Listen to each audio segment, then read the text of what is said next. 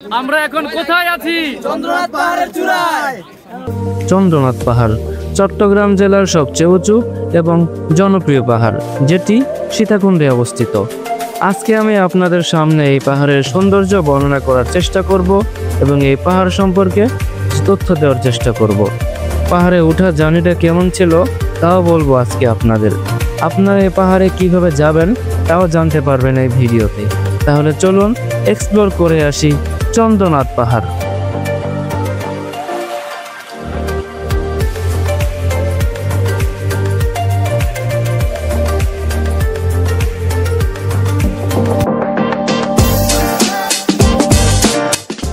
Already আপনারা যারা আমার গুলিয়াখালী সমুদ্র সৈকতের ভিডিও দেখেছেন তারা জেনে গেছেন কিভাবে সীতাকুণ্ড যাবেন। সায়দাবাদ থেকে নন এসি বাসে পড়বে 600 টাকা এবং এসি বাসে পড়তে পারে 900 এর বেশি। সীতাকুণ্ড নামার পর একটা সিএনজি নিয়ে চলে যাবেন চন্দ্রনাথ পাহাড়ের পাদদেশে। জনপ্রতি 30 থেকে 40 টাকা পড়তে পারে সীতাকুণ্ড বাস স্ট্যান্ড থেকে। রিজার্ভ করলে 150 থেকে 200 টাকা পড়তে পারে। পাহাড়ের নিচে এসে আপনারা একটা লাঠি কিনে নেবেন 30 অথবা 40 টাকা দিয়ে। আমরা এখন চন্দ্রনাথ পাহাড়ের নিচে আছি, এখান থেকে আমরা উড্ডয়ন শুরু করলাম। গাইস, স্বপ্নে সেই চন্দ্রনাথ পাহাড়ে আমরা ওঠা শুরু করলাম। আমার সাথে আছে আক্তার ভাই, আরেক ভাই আছে, তার নাম আমি জানি না, আব্দুর রহমান ভাই। পাহাড়ে ওঠার নিচের দিকের রাস্তাগুলো এমন পাকা করা পাবেন, তবে আপনি যত উপরে উঠবেন তত চ্যালেঞ্জের মুখোমুখি হবেন। চেষ্টা করবেন নরম জামা কাপড় পরে আসতে। অনেকে বলে টাইট অথবা জিন্স পরে আসে, তাদের অনেক কষ্ট হয়, ফলে অধিকাংশই সম্পূর্ণ উপরে উঠতে পারে না। কেউ কেউ বলে এখানে উঠতে লাগে 40 মিনিট, কেউ বলে 1 ঘন্টা, কেউ বলে 1.5 ঘন্টা। দেখি আমাদের কতক্ষণ লাগে। রাস্তা দিয়ে কিছুক্ষণ হাঁটলে আপনারা এই জায়গাটিতে এসে পৌঁছাবেন। পাহাড়ে ওঠার জন্য আপনারা এখানে 2টি রাস্তা পাবেন। একটা হলো পাকা সিঁড়ি, আরেকটা কিছু অংশ ইটের, কিছু অংশ পাকা, তবে সিঁড়ির মতো নয়, এবং বেশিরভাগ অংশই মাটির রাস্তা। আপনারা ভুলেও পাকা সিঁড়ির রাস্তায় উঠবেন না, একদম ক্লান্ত হয়ে যাবেন এবং সত্যিকার অর্থে পাহাড়ে ওঠার যে মজা সেটা পাবেন না। আমরাও মাটির রাস্তাটাকেই বাছাই করে নিয়ে এগোতে থাকলাম। এখন একদম নিচে রয়েছি। আমাদের চূড়ায় উঠতে কমপক্ষে আরও 1 ঘন্টা লাগবে। মাঝে মাঝে রেস্ট নিয়ে এগুলে একটু সময় বেশি লাগে। আমরাও রেস্ট নিয়েই উঠেছি।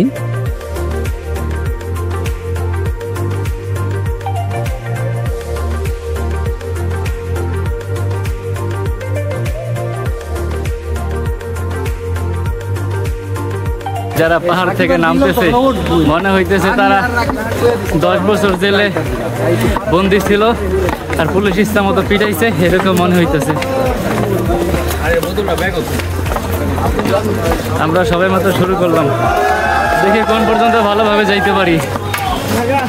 পাহাড়ে উঠতে উঠতে আপনারা এর চারপাশের সৌন্দর্য দেখে মুগ্ধ হবেন। চারপাশের দৃশ্যকে উপভোগ করতে করতে উপরে উঠতে থাকবেন, ক্লান্তি কম লাগবে। ক্লান্তি কাটানোর জন্য এমন অনেক লেবুর শরবতের দোকান পাবেন। অবশ্যই শরবত খেয়ে নেবেন, না হলে এনার্জি পাবেন না। আমি নিজেই সম্ভবত 3 থেকে 4 গ্লাস খেয়েছি কতক্ষণ ওঠার পর। একদম উপরে ওঠার আগ পর্যন্ত শরবত প্লাস টুকটাক খাবারের দোকান পেয়ে যাবেন।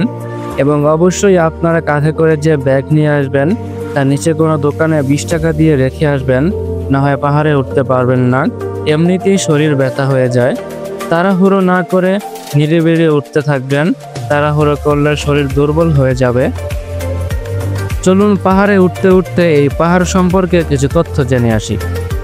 চন্দ্রনাথ পাহাড় হলো চট্টগ্রাম পশ্চিমাঞ্চলীয় হিল রেঞ্জের সর্বোচ্চ চূড়া। চট্টগ্রাম পশ্চিমাঞ্চলীয় হিল রেঞ্জ হিমালয় হতে বিচ্ছিন্ন হিমালয়ের পূর্বাঞ্চলীয় অংশ। এই পাহাড়টি হিমালয়ের দক্ষিণ ও দক্ষিণ পূর্ব দিক থেকে ঘুরে ভারতের আসাম এবং ত্রিপুরা রাজ্যের মধ্য দিয়ে ফেনী নদী পার হয়ে চট্টগ্রামের সঙ্গে মিশেছে। চট্টগ্রাম অংশে ফেনী নদী থেকে চট্টগ্রাম শহর পর্যন্তের দৈর্ঘ্য প্রায় 70 কিলোমিটার। এই পাহাড়ের পাদদেশে নির্মিত হয়েছে সীতাকুণ্ড ইকো পার্ক। এই পাহাড়টি 310 মিটার বা 1017 ফুট উঁচু এবং চট্টগ্রাম জেলার সর্বোচ্চ স্থান। চন্দ্রনাথ পাহাড়টি সীতাকুণ্ড বাজার থেকে 4 কিলোমিটার পূর্বে অবস্থিত। হিন্দু ধর্মাবলম্বীদের জন্য এটি একটি গুরুত্বপূর্ণ তীর্থস্থান। চন্দ্রনাথ মন্দিরটিকে কেন্দ্র করে প্রতি বছর শিব চতুর্দশীতে বিশেষ পূজা হয়। এই পূজাকে কেন্দ্র করে বিশাল বড় মেলা হয়। চন্দ্রনাথ পাহাড়ি এলাকায় বসবাসকারী হিন্দু ধর্মাবলম্বীরা প্রতি বছর বাংলা ফাল্গুন মাসে বড় ধরনের একটি মেলার আয়োজন করে থাকে, যেটি শিব চতুর্দশী মেলা নামে পরিচিত। এই মেলায় বাংলাদেশ, ভারত সহ বিভিন্ন দেশ থেকে অনেক সাধু সন্ন্যাসী নারী পুরুষ যোগদান করেন। প্রতি বছর এ মেলায় প্রায় 10 থেকে 20 লক্ষ তীর্থযাত্রীর আগমন ঘটে।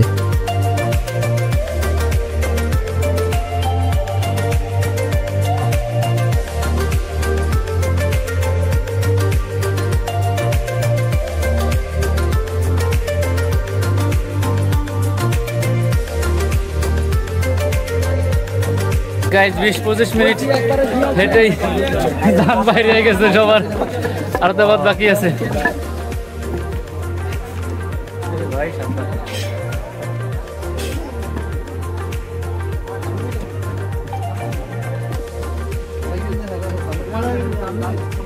ভাই মাঝামাঝি কি আসি না তলে পড়ে রয়েছি ভাই ভাইয়া তলায় তলায় কেউ 3 ভাগের এক ভাগ সবাই বলতেছে এখন 3 ভাগের 1 ভাগ আইছি, আর 2 ভাগ বাকি।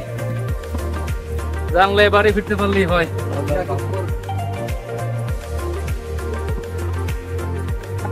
আক্তার ভাই তো চলেই না, আক্তার ভাই শেষ।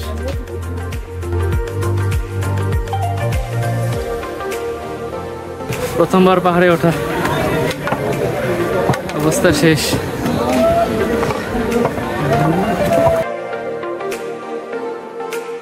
পাহাড়ে ওঠার সময় এবং পাহাড়ের উপরে উঠলে আপনারা 2টি স্থানে মন্দির দেখতে পাবেন। এখন যে দুটো দেখছেন এই দুটো একটু নিচে, এবং চন্দ্রনাথ মন্দির বা প্রধান মন্দির একদম চূড়ায়। আমরা এখনো প্রথম মন্দিরের এখানে আসলাম মাত্র। চূড়ায় যেতে আমাদেরকে আরো অনেক পথ পাড়ি দিতে হবে। প্রথম মন্দির থেকে আমরা চন্দ্রনাথ মন্দিরের উদ্দেশ্যে রওনা দিলাম। আপনি প্রায় 40 থেকে 50 মিনিট হাঁটার পরে যখন এই প্রথম মন্দির দেখবেন, তখন আপনার মনে একটা শান্তি আসবে, কারণ প্রথম মন্দির থেকে চন্দ্রনাথ মন্দির খুব বেশি একটা দূরে নয়, তবে কমপক্ষে 20 মিনিট হাঁটা লাগবে। এখান থেকে চন্দ্রনাথ মন্দির অর্থাৎ এই পাহাড়ের চূড়ায় ওঠার সময় আমরা প্রচণ্ড ক্লান্ত হয়ে পড়লাম। এতটাই ক্লান্ত হয়ে গেলাম যে আর হাঁটতে পারলাম না, তাই কিছুক্ষণ আমরা 3 জন রেস্ট নিয়ে আবার ওঠা শুরু করলাম। আমরা চন্দ্রনাথ মন্দিরের এই পাহাড়ের সর্বোচ্চ চূড়ার কাছাকাছি চলে এসেছি। ওদের শীঘ্রই চলে যাবো সেখানে। অবশেষে প্রায় 1 ঘন্টা 20 মিনিট হাঁটা শেষে আমরা চূড়ায় আসতে পেরেছি। এখানে প্রচণ্ড রোদ, তাই বেশিক্ষণ থাকিনি আমরা যখন গিয়েছিলাম তখন কয়েকদিন বৃষ্টি ছিল না। বৃষ্টি হলে পাহাড় ভয়ঙ্কর রূপ নেয়, যদিও পাহাড়ে আসলে বৃষ্টিতেই বেশি মজা।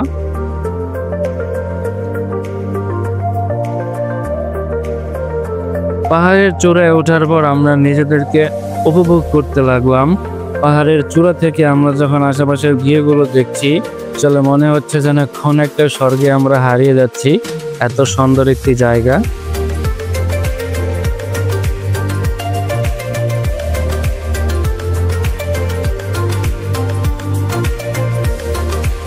এখন আপনারা সামনে যেই মন্দিরটি দেখতে পাচ্ছেন, এটাই হলো সেই চন্দ্রনাথ মন্দির। এখানে হিন্দু ভাই বোনেরা পূজার জন্য আসে।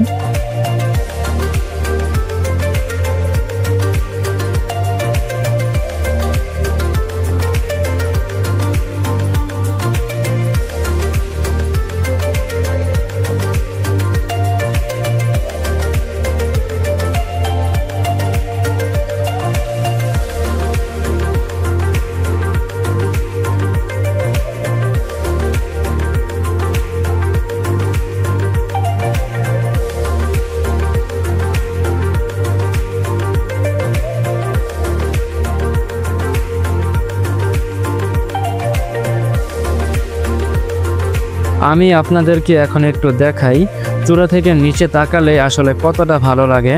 এমন সুন্দর দৃশ্য দেখলে আপনার সকল ক্লান্তি চলে যাবে। দুহাত প্রসারিত করে পাহাড়টিকে উপভোগ করে নামা শুরু করুন, কারণ নামতে আরও কষ্ট লাগে এবং সময়ও লাগে। আর এখানে যে তীব্র রোদ থাকে, আমার সাজেশন থাকবে একটু দ্রুতই নেমে যাবেন, না হয় নামার সময় অসুস্থ হয়ে যেতে পারেন।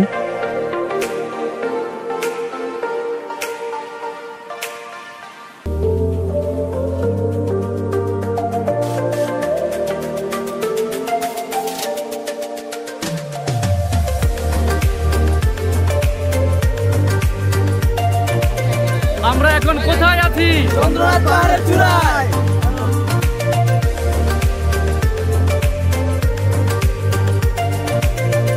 ভাই এখন আমরা গাইস আমরা এখন পাহাড় থেকে নেমে যাচ্ছি।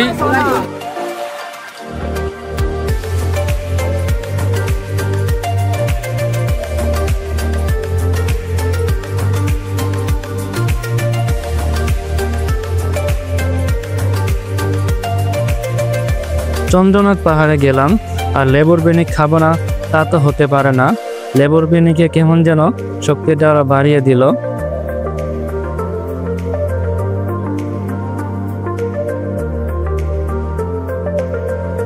চন্দ্রনাথ পাহাড়ের উপরের লেবুর পিকনিক।